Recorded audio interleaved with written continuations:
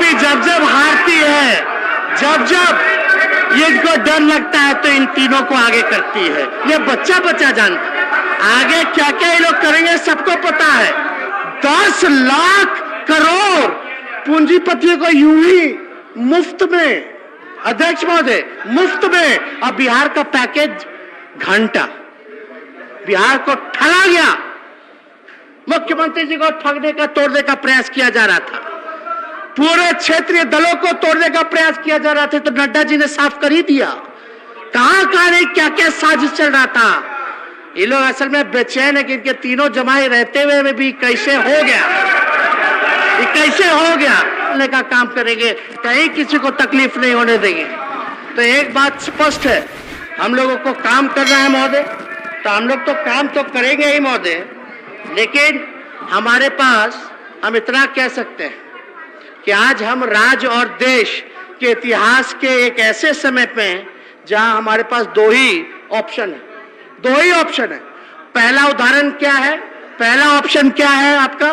पहला विकल्प यह है कि या तो सामाजिक तनाव बढ़ते हुए देश का विनाश की ओर जाते देखे, या फिर एक दूसरे का हाथ पकड़कर गांधी, लोहिया, जेपी और बाबा साहब के देश को इस नफरत से बचा ले।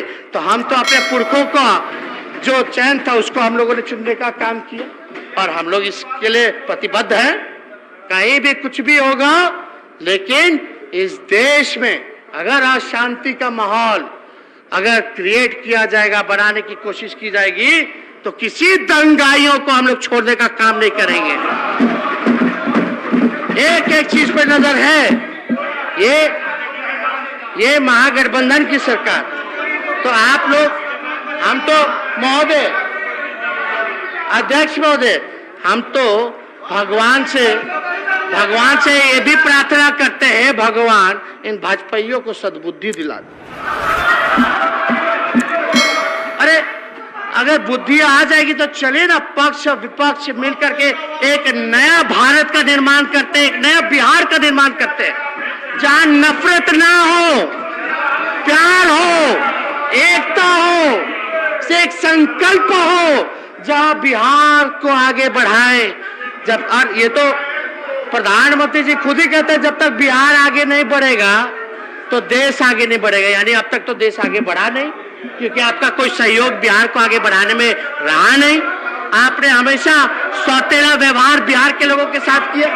अब बताइए, 10 लाख करोड़ पूंजीपतियों को यूं ही मुफ्त में, अध्यक्ष महोदय, मुफ्त में। अब बिहार का पैकेज घंटा, बिहार को ठगा गया। मुख्यमंत्री जी को ठगने का, तोड़ने का प्रयास किया जा रहा था, पूरे क्षेत्रीय दलों को तोड़ने का प्रयास किया जा रहा था, तो नड्डा जी ने साफ कर ही दिया। कहां कहां नहीं क्या क्या साजिश चल रहा था।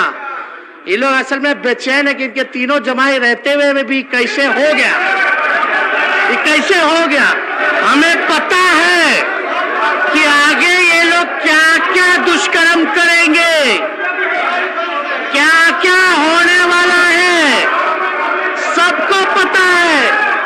आज स्थिति ऐसी हो गई कि बिहार के बच्चे से पूछिएगा, सीबीआई, ईडी, इनकम टैक्स, तो बच्चा बोलेगा, बिहार का बच्चा बोलेगा कि ये बीजेपी का प्रकोष्ठ का लोग है। बीजेपी जब जब हारती है, जब जब ये इनको डर लगता है तो इन तीनों को आगे करती है। ये बच्चा बच्चा जानता है आगे क्या क्या ये लोग करेंगे, सबको पता है।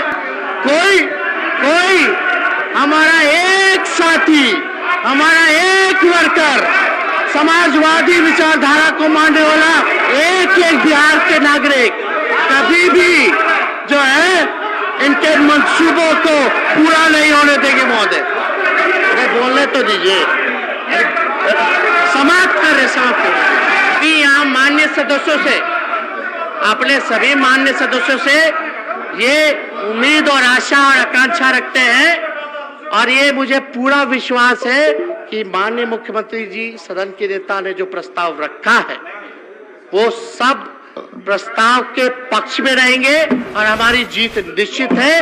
देश के लिए कुछ भी करना पड़े, हम लोग सब लोग आगे बढ़ करके इस देश की सेवा, बिहार की सेवा में लगाएंगे। जय हिंद, जय बिहार।